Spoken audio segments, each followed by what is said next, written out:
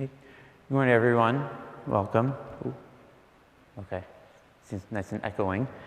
So thanks for coming out here. And I know 9 a.m. is can be challenging, especially if you're coming from the West Coast, because it feels a lot earlier. Who here has bought a novelty gift that has failed? Who's planning on buying one for their kids when they leave, today or tomorrow? So I definitely have that. You could be the running joke in the family for years. You can scar your 2-year-old so that she's afraid of the color purple. I've done all of these, but sometimes they actually work, and they work well. So when I was 5 or 6, my parents got for the kids' bathroom one of these novelty shower curtains with a map of the world. And somehow that stuck with me. I went all in. I went geography competitions and things like that.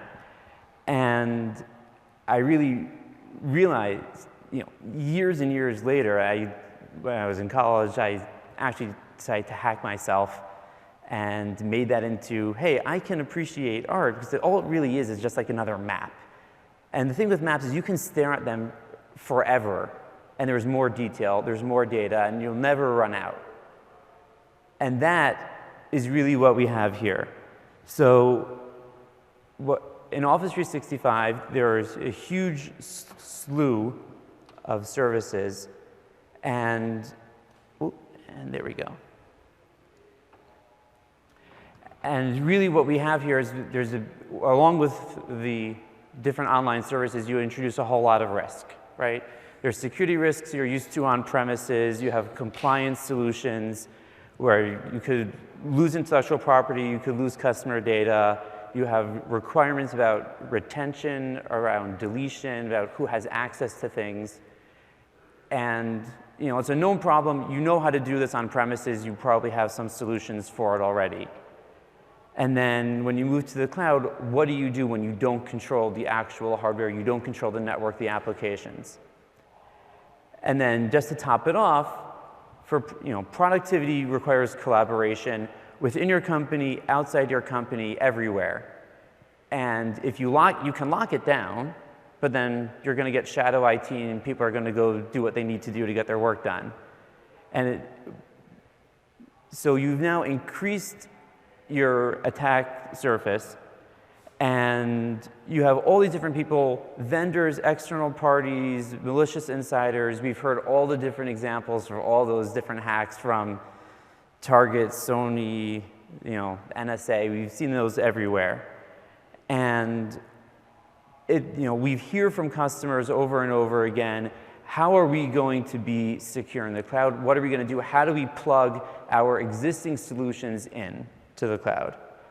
So the answer to that is what we have in Office 365 is our auditing platform. So what we do is we unify and aggregate all the signals from the different Office 365 workloads, and we have this auditing platform that collects everything. In about an hour and a half, I'll be giving a session next door about the intelligence and insights that pull the signal from the noise within Office 365 Security and Compliance Center. But what we have here, and what we'll talk about today, is our Management Activity API. And that's an API that is a little bit different than APIs that you're used to. And what it does is it is meant to be a connector to a custom solution. So you're used to an API that might query a database live. That's actually not what we're talking about here. We have other ways of doing that, hour and a half next door. But what this API is a way to pull data down once and only once for every event. And you don't have to worry about duplication, about backfill, about what your look-back window is. And that's what we've built over here. That's what we're going to talk about today. So what is it and how does it work? Right now, we've got SharePoint Online, OneDrive for Business, Azure ID, which is how your directories and authentication work, Security Compliance Center, Exchange Online, Power BI, half a dozen Office 365 services already in there The others are on their way. We'll talk about that later. And we collect all of that data, and it comes into an Azure microservice that we have in the background. We actually have 2 different channels, and I will explain why again another time, because I wanted to leave a lot of time for why we're really here to look at the awesome stuff from Microsoft IT. But just briefly, what that microservice does is it takes the data from all those services and it puts it into what we call the shredder. What the shredder does is it converts logs from the individual services and separates them out per tenant. So for each tenant, we have a partitioned, separately encrypted queue where we have all of the events that happen in within your organization. We put it into our own database. We have our own first-party applications and reporting and dashboard and intelligence platform on top of that. But we also have this API that comes out from that queue that lives in the cloud. And then we have a whole bunch of different content types and streams that connect out to our partners. There's some Microsoft products that sit on top of this API. There are also a slew of partners and third-party apps that exist. So just to give you a sense of what we have, there are over 4,000 different events that are already inside of the API that you get access to. We have 1 billion events coming in every day across the service, and that number is just still skyrocketing. So it's a huge at-scale system. And right now, we have 300 third-party apps that are connecting to the API, 2 terabytes of data every month. And just to give you a sense, these are just some of our biggest ones. A whole bunch of these people from the different products are in the room right now. If you want to stand up and wave, you can find, OK. 9 a.m.'s tougher. But really what we're here for is looking at what Microsoft IT did. So I mentioned the API, we have a whole bunch of partners that are integrated into their own SIM and CASB solutions that you have already deployed. But the star of the show here is Olaf, who's going to talk about what Microsoft IT built on their own to get amazing, amazing dashboards and insight out of the API. So without further ado, Olaf. Thank you. It's all yours. So my name is Olaf. I'm with information security at Microsoft. I work as a senior data scientist. And what we'll talk about here today is how we are using this API. And what we had was a need to share externally and a need to audit that sharing, because our current process a few years back was using an extranet with sharing where individuals would be given an account and were able to log in. The business process was so slow that we had a slew of Dropbox users just coming onto the network. And we saw that we needed to have this capability of sharing externally, but without auditing, that was not going to happen. So we worked with the product team to find ways to ingest this audit data. So our policies are that information must be classified. What you see on the screen is HBI, which is high business impact information, MBI, moderate business impact, and low business impact. So regulated information such as social security numbers, passport, financial information, healthcare information, and so on is considered HBI, along with trade secrets, etc. So being able to understand the classification of the data and the underlying sharing of that data and use of that data is very important to us. We also found that some users, not all users, but some users, about 23%, share too much. And many of you probably have someone that you know or a child that you know that is sharing way too much on Facebook. Well, that happens on SharePoint as well. So I see it resonates. And this has to do with human nature. So I said I'm a data scientist, but I have a background in clinical psychology in addition to computer science. And we have studied this problem for quite a while at Microsoft because you can't change human nature. I mean, we would love to, but we can't. So we have to acknowledge that there is going to be a part of the population that share too much. Then how do we address that? Well, that's then the key. So in order to understand why has then enabled us to understand how we can address the issue. So this oversharing is sometimes causing us problems. And what ends up happening on SharePoint is overly permissive ACLs. So this is the other issue. We have about 160,000 users on SharePoint Online, and of these 160,000 users, no users understand how many that really is. People have a concept of up to 150 people, but anything beyond that, that's just a lot of people. But what people don't realize is that if they set everything quite open, 160,000 people have access to your information, and that may not be what they intended. So helping users making the right decision is key to us. And in order to do that, we have to understand how they make these decisions. So how do we detect inappropriate sharing? Well, the Activity API, we are collecting from the API from Daniel about 35 to 40 million events on a daily basis. If you go in and look at the actual raw data, and I guess you'll have to be a little propeller like myself to actually do that, but if you do, you'll start realizing that people's behavior is actually captured microsecond by microsecond.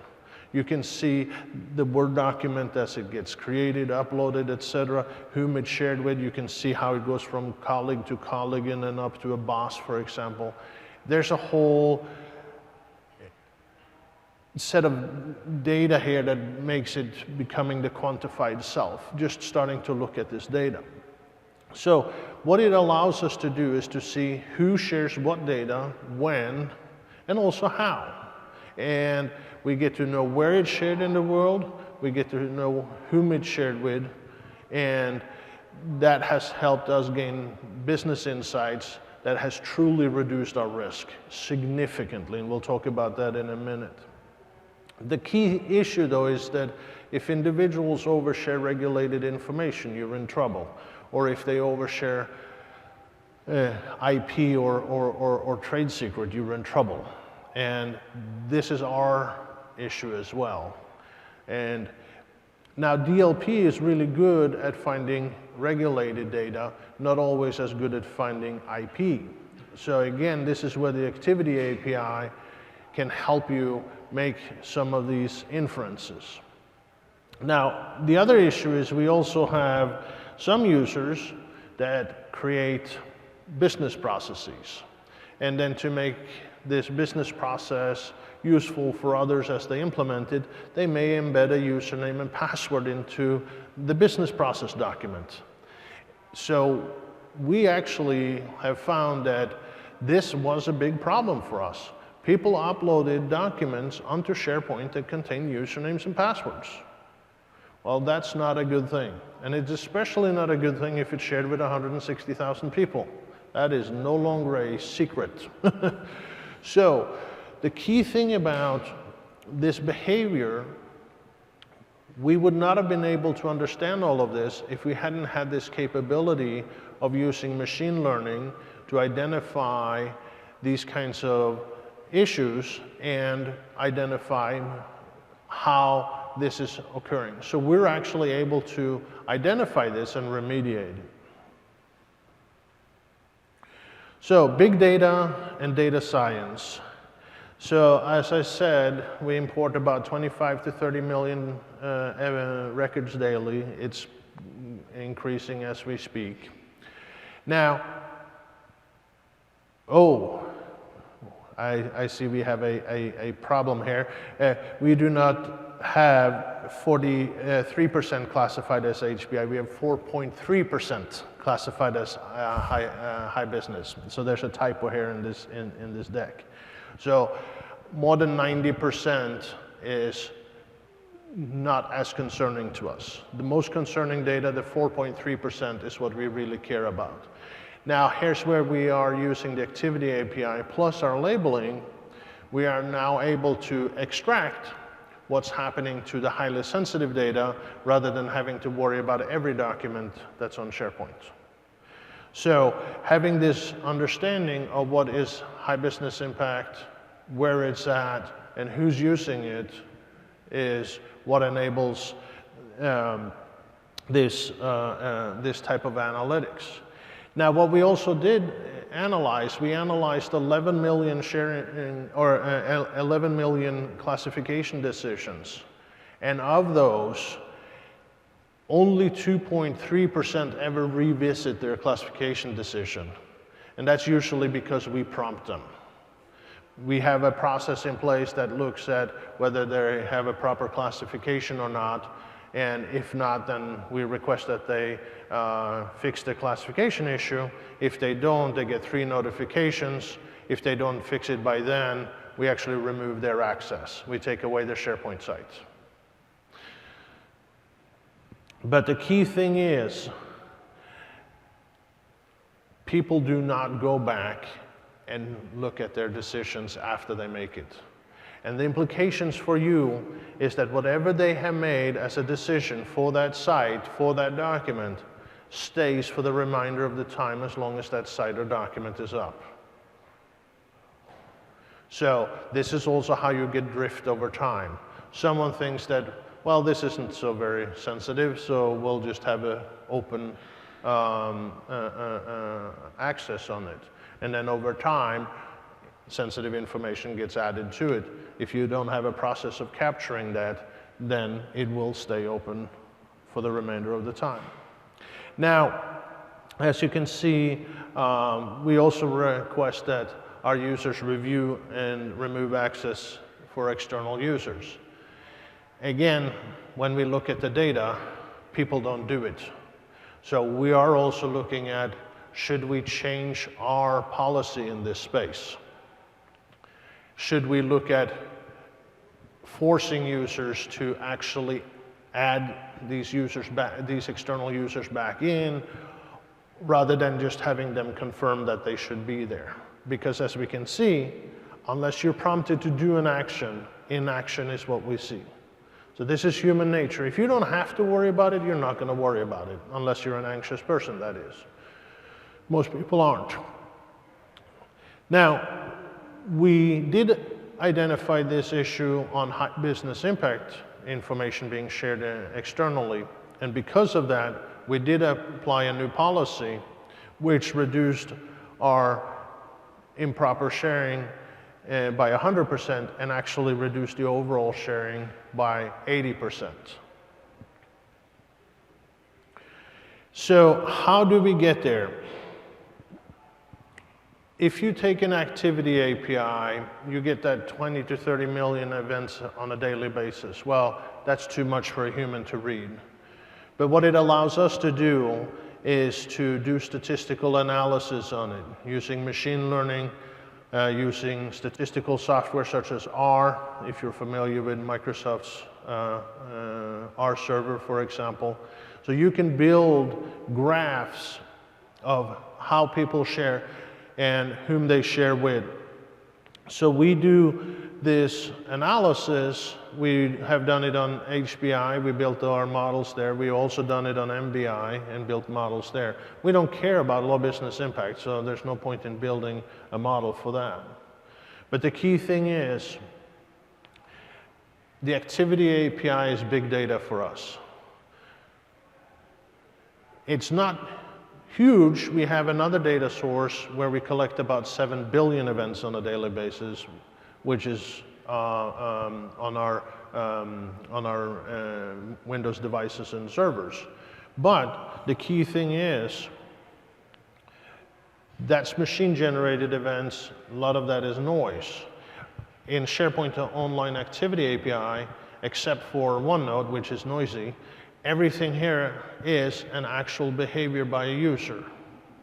And that's another key thing to take away as well, is that just because you have a lot of data doesn't mean that it's good data. Understanding the data and understanding how to extract the value out of the data is the key. And what I want you to take home is that graph analysis, statistical analysis on the behavior has allowed us to identify anomalous behaviors such as exfiltrating data, and that's probably one of your key concerns, and also where people are improperly sharing too much, which is also a concern for us. Because what we have found is that in some instances, someone shares too much, a third person who's not really part of this space is gaining access because it's too broad of an access control on the site, and then takes the data. So the key thing is, it is a medium-sized data, but it's big data, but it's a lot of valuable data. And I was talking to a large oil company, I'm not going to mention any names, but their chief information officer, he asked me, well, so you're doing all this for security, what about productivity? And that's the flip side of this data. This data has a lot of value from a productivity perspective, not just from a security perspective. You think about how you can understand utilization, increase productivity, see if any of your awareness campaigns and so on is landing. This data will tell you. So we're also collaborating with our team internally, it's called the DISCO, the Discovery and Collaboration Team, so that they can also extract insights from this data. But again, just to reiterate, this graph analysis allowed us to identify more than 3,000 sites that were externally shared inappropriately. We had a new process put in place. Only 700 are now sharing externally. They all have a policy exception with a valid business justification. So that's number one. How many of you have a view into what's shared on Dropbox or other consumer sharing sites? Absolutely none. And so did we. We had no idea what was being shared. So the key thing about external sharing on SharePoint is at least they're sharing on your platform, not on someone else's platform. And two, you can work with your users. So it's not that we deny, we allow users to do it. We help them find the right way to do it.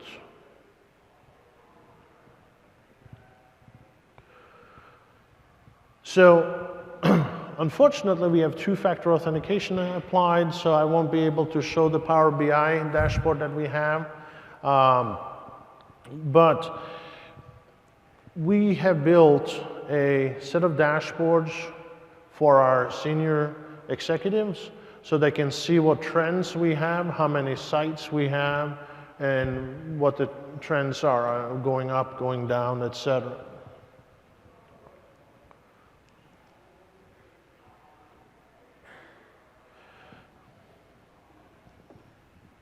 So I think we'll try one more time. Oh, okay, never mind. But I will talk a little bit about the solution architecture. If you look all the way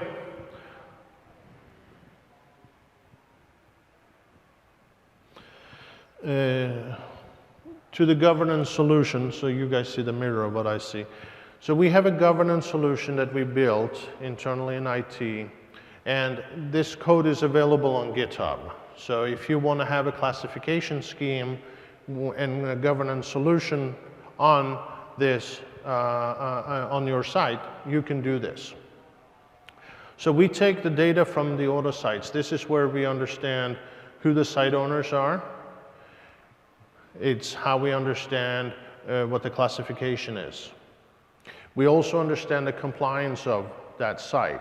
So we have a requirement of minimum 2 admins, 2 owners, because people move jobs, people leave. and we don't want orphaned sites. We also want to have the proper classification on it and so on.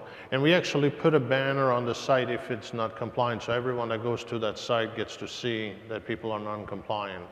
So we try to shame people into doing the right thing if they're not. But if shaming doesn't work, after 3 notifications, you lose the site. So this data goes into an Azure Data Factory process. We also take the DLP data, which we're also extracting out of SharePoint or out of Office 365 Online. It contains Exchange DLP data and SharePoint Online DLP data. And we pull that out through PowerShell. And that gets into an Azure VM. Now that's all changing, and we are starting to move away from VMs and using Azure Data Lake. When this was first architected, Azure Data Lake was not general availability, so we couldn't architect using that. We are now using Data Lake rather than blob storage, but we're in a transition period. So we get the Exchange data. We get the audit data from Exchange, SharePoint, and AAD. And again, we pull that in as blobs and have it in Azure Blob Storage. We also push this data into hDInsight, and this is a repository where we have data from all our Windows events. So we're actually correlating data from SharePoint Online and AAD and Exchange with what's happening on the individuals' machines as well as our servers. And this allows us to have a rapid incident response should there be any issues.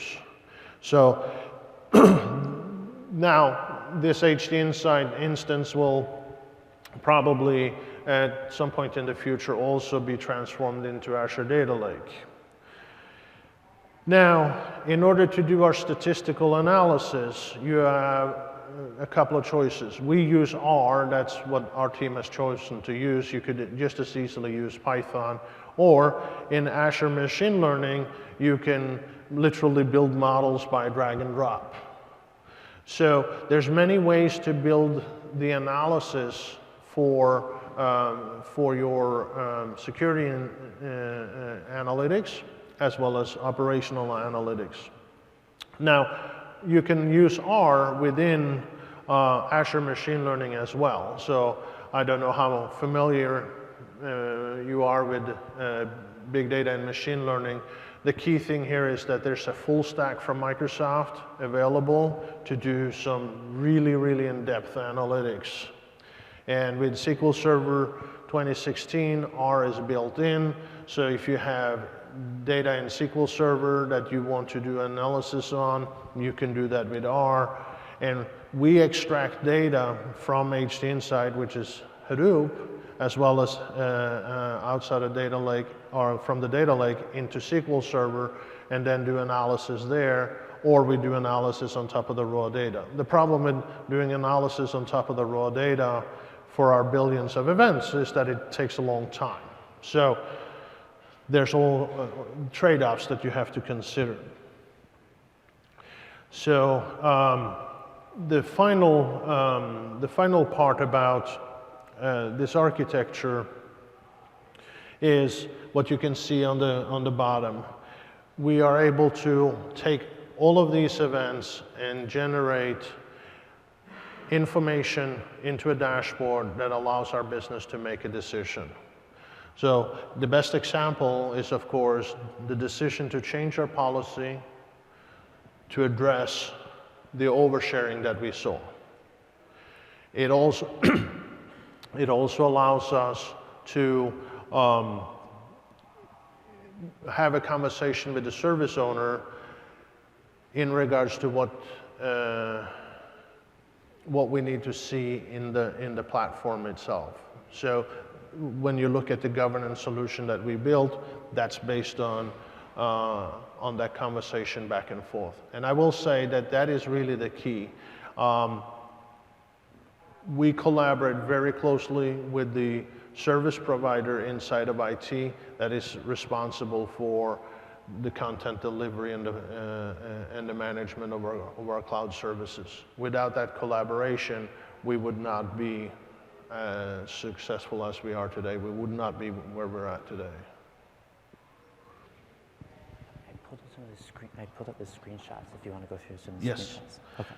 So, because we weren't able to do the demo, we'll do some screenshots so you can see some of the data. So this is data that we collect on a daily basis. What you see here is 384,000 SharePoint sites. That's actually now closer to 433,000. So we have a tremendous amount of SharePoint sites. So a manual review of 500,000 sites is just never going to happen. As you can see on the next one, 160, oh, scroll back up a little bit, 164,000, close to it, 163 and something, requested the capability of sharing externally. Yet if you look at the number below, only 24,000 are actually sharing. So this is another thing we need to look at. People request more than what they use. That tells me they request more than they need. So keep that in mind as well. So when you manage your SharePoint Online, think about what capabilities people think they need compared to the capabilities they actually need. And the best example here is this difference between what they requested and what they're actually using. So if they requested it and they don't use it, they probably should lose it. Now, if you look further down, we have about 84,000 external users that has access to our content. Most of that is low business impact, and that is quite appropriate. We also have now public information available so that our product teams, marketing arms, and so on can actually publish onto this content portal with public information. And that's perfect, right? So one of the key things we also had to address with this external sharing was we had to extend our classification to also include public. So now we have a capability to allow users to share externally public information on SharePoint Online, which is appropriate. So if we scroll down a little bit, oh, yes, this one right here. Oh, no, which one do you want? that one, yes. One of the things here too you can see is how sharing occurs in your space. OneDrive for Business versus SharePoint. So as you can see, most of the activity is actually on SharePoint. You can also see how many, the ratio of files that are fetched versus synced. So as you can see, syncing is quite often. And you can see file uploaded and file checked in and file renamed are very, very few indeed. So most of it is file viewing and then file fetching. But again, it's kind of a business insight that would not have been available to us without this activity API. So if we scroll down a little bit. We show this. Yes. So now you can see how OneDrive for Business and SharePoint sharing is actually going on in our environment. So OneDrive for Business is clearly where most external sharing is happening, whereas SharePoint, there's less.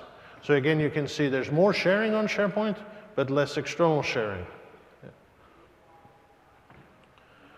And here's our DLP dashboard.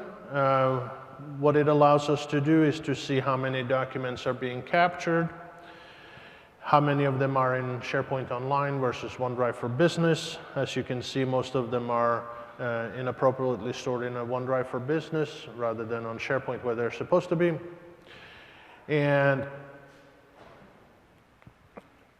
as you can see, when a user violates, they usually violate more than one time at a time. the key thing here is this kind of drill through and drill down was not possible without joining these data sets and without having that audit data. So not only do we know what user, what document, but we can also see all of the sharing, and we can also see what the sharing of that user is. Are they oversharing their data? Do we need to take additional steps? Do you want to just answer? Yeah. Okay, should you flip back here? Okay.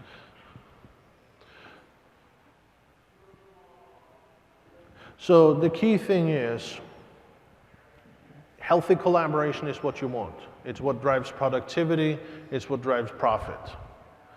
So we do enable that through site classification and labeling, through signaling, telling users what they can and can't do, and we give them a visual cue if they are not compliant.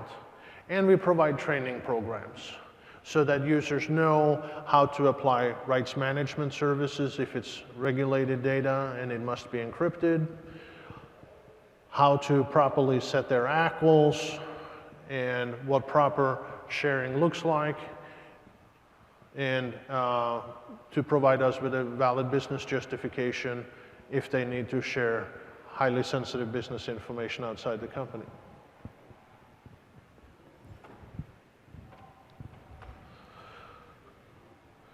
So, reducing security risks, the product design is improved.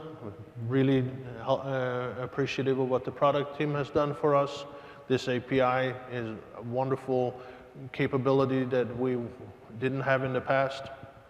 As you haven't heard me say, HBI documents, much reduction in that sharing, 80%.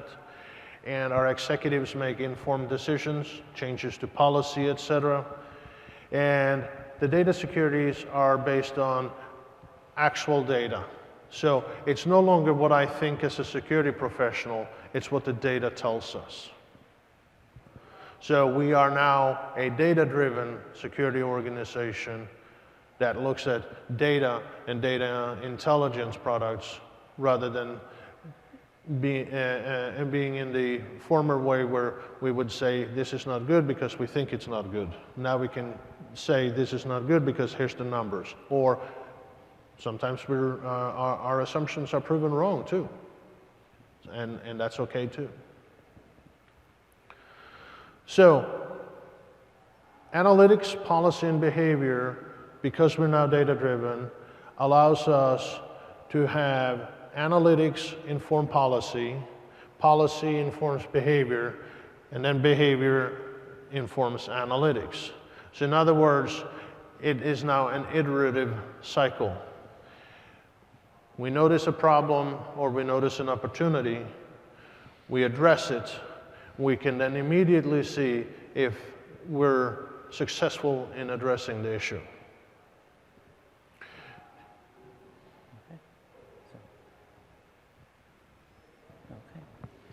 So just to give everybody, where you can go from this, we have some links up here for getting started with the API.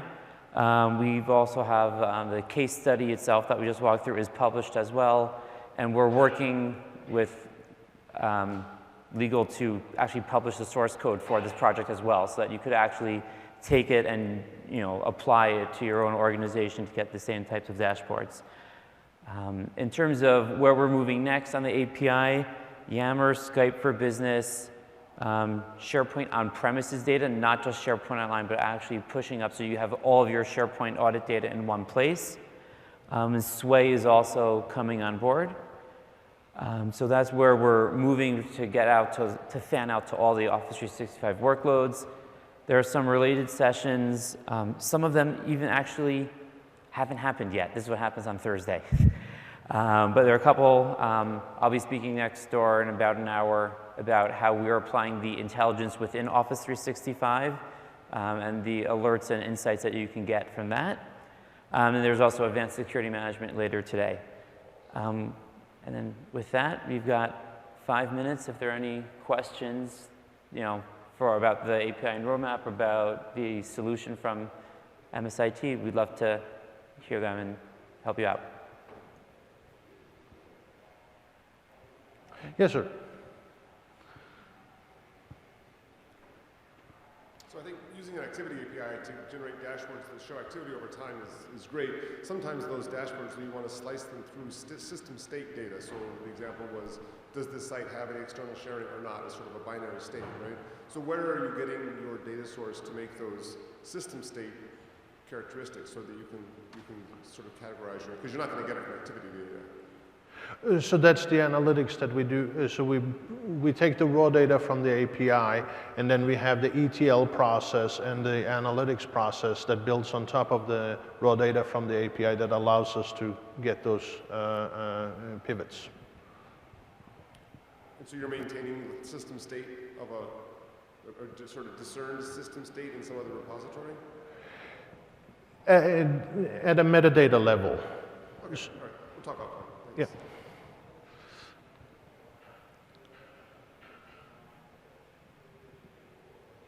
Okay. Oh, Well, yes, sir. oh.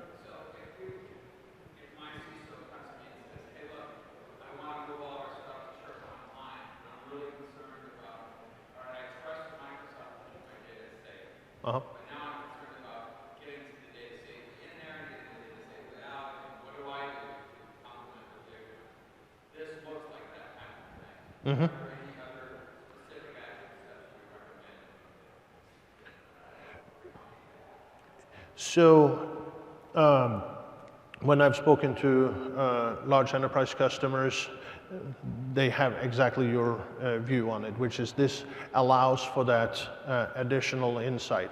What I would recommend is tie it with other data sources as well. As you saw in our architecture diagram, we tie it into data that we have in ArcSight or the data that we get from our devices. The key thing is attacks and malicious insider threats and so on are fairly complex. So one data source is not enough, but tying them together is not possible, and what we do. So this SharePoint data is not only used for the policy information, but also used for day-to-day investigations into possible leaks and so on.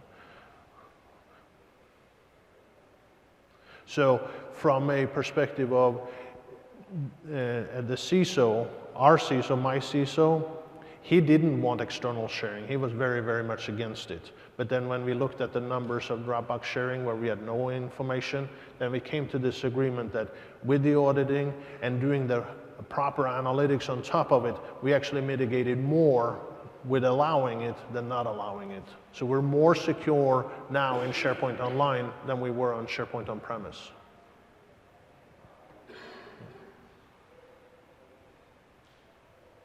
Okay. Well, thank you, everybody. We'll be sticking around. Okay.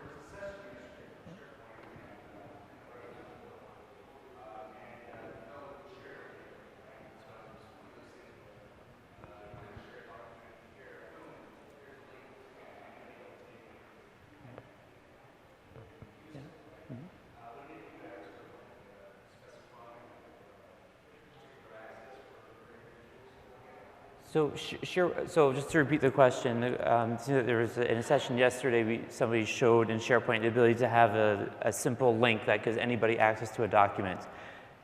On that page where you do that, there also are other options for a company link that only works, that's for anybody in your company, and also to specify individuals. So there's that demo use the anonymous link for everybody. You can also choose those other levels, and then in the audit data, we actually audit not only when you create or modify or remove one of those anonymous links, we also audit all access using the anonymous link. So you can not just see that, oh, somebody shared it externally, you can also say, and then somebody used that link to view it, to download it, to modify it. So the options are there. You can, yes, you can turn on which types of sharing you allow in your organization. Yep. And I think it's a great question, and this is where you also want to think about labeling. You clearly don't want anonymous sharing of high business impact information, right? Right. Okay. Thanks very much. Have a great day.